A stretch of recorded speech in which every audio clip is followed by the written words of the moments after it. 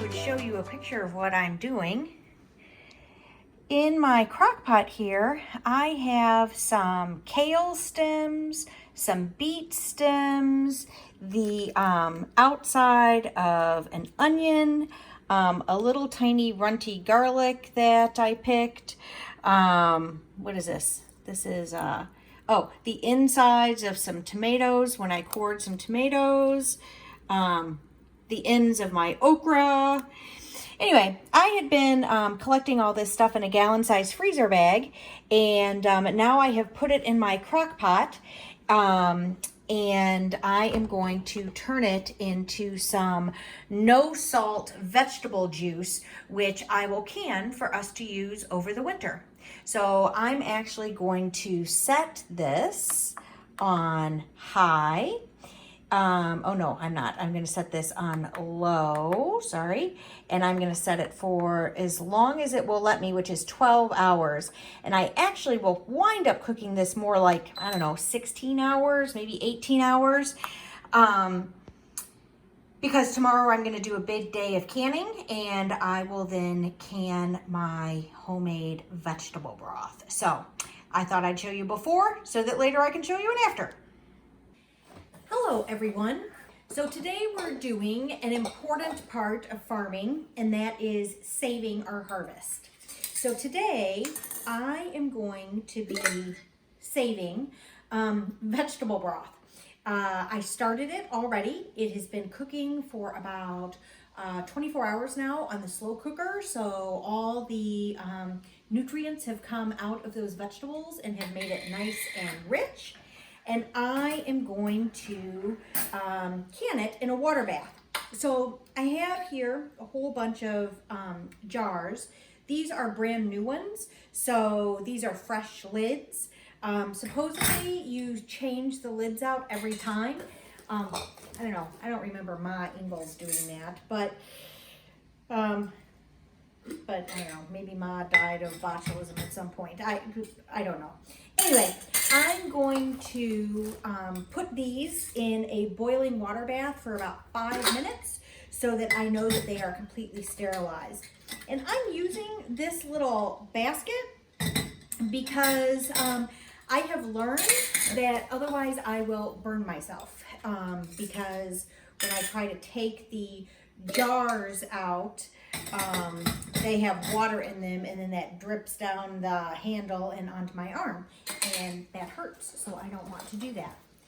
The other thing is that while these rings are very easy to pick up with tongs out of the boiling water bath, these are not, because they lay flat on the bottom and they're just kind of difficult to get a hold of. So I'm going to be able to put everything on this little rack and then get everything out of boiling hot water easily.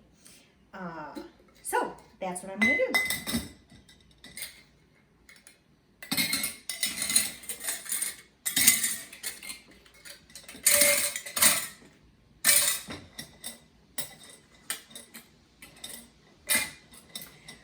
So this I'm going to pick up, and I'm just going to set in my hot water bath. I'm going to make sure that, oh, that didn't work very well, did it? Well, that wasn't this interesting. So my unfilled bottles don't want to go in the water. So I have to move these things out of the way so that I can get the rest of my bottles in there.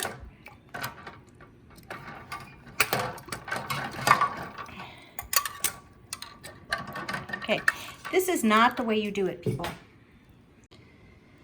Okay, I finally got everything situated in the pot again, but you will see that I no longer am covering the jars because I put some of the water into the jars so that the jars did not float. So now I need to add a little bit more water. And so I will do that with this really big measuring cup. I will add that in, and now I have water. I'm going to add a little more. There we go. Now I have water that clearly goes over the tops of all my jars. And I'm going to cover this and I am going to bring it to a boil and then let it boil for 5 full minutes. So this little contraption, actually useful because, oops, especially if you use it the right way, because it allows you to pick up the hot bottles without hurting yourself. So I'm just going to dip out some of the water. Now let them cool for a few minutes and then I'll dump the water out the rest of the way.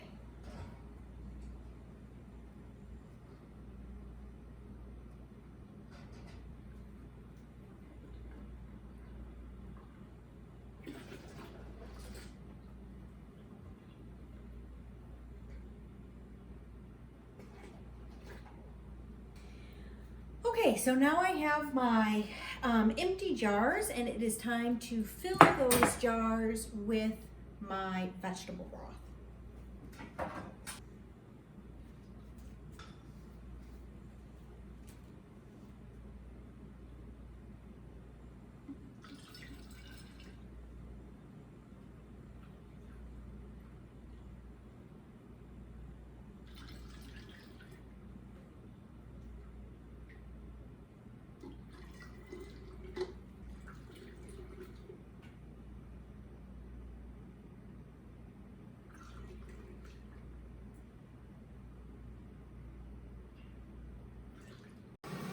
So I wound up with 5 containers of homemade vegetable broth. And then it's going to be time to put them back in their bath.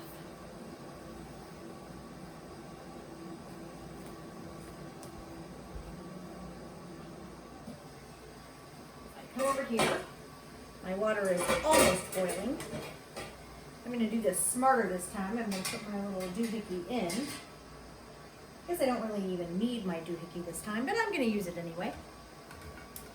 And then I pick up a thing, and in it goes. There we go. Now I'm going to set a timer for about, I'll say 20 minutes. And then we'll come take it out and wait for the jars to seal, which is always super fun.